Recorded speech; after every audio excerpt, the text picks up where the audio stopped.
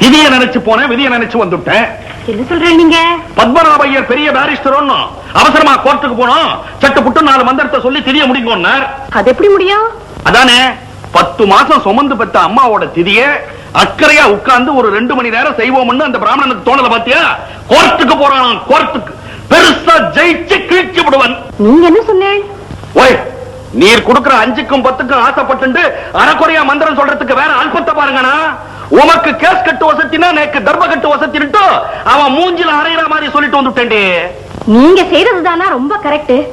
பெரியவாளுக்கே வைதிக காரியங்களை சிரத்தை இல்லாம போயிடுத்து. அப்போ சின்ன சிறுசுகள் எல்லாம் என்ன ஆறுது? சின்ன சிறுசுகள் தானே மாட்டின பூணூல கழட்டி மாஞ்சா தடவி பட்டம் விட்டு இருக்கு, ஆட்டின் பீடியில அக்னிஹோத்திரம் பண்ணிட்டு இருக்கு, ஆத்துக்காரிய வட்டம் போட்டு ஆவணி ஆவட்டத்தையே மறந்துடுத்து. சரி விட்டு தள்ளுங்கோ, அவளுக்கு தானே நஷ்டம். அவளுக்கு நஷ்டம். அவ ஆத்துக்கு போயிட்டு வரச்சே என் சைக்கிள் பஞ்சர் ஆயிடுத்து, அதுதான் அடி எனக்கு கஷ்டம்.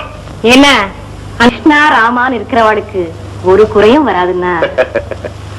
ஆனா காமாட்சி, நேக்குதான் ஒரு சின்ன இது. என்னது? ஒண்ணு இல்ல, நீ நேக்கு வாக்கப்பட்ட நாள்ல இருந்தே ஒரு டிராமா சினிமான்னு உன்னை வெளியே அழைச்சிட்டு போனதே இல்ல. தேமேன்னு ஆத்திலேயே அடைஞ்சு கிடக்குற பாவம். ஆத்தோட இருக்கிறவதான்னா ஆத்துக்காரி.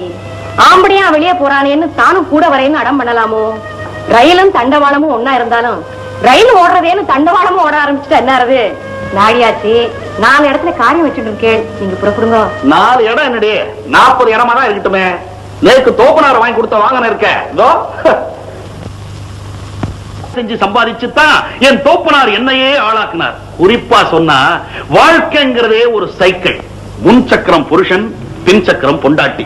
பின் சக்கரம் சுத்தினாத்தான் முன் சக்கரமே சுத்தும். தாம்பத்திய உறவுங்கிறது தான் அந்த செயின்.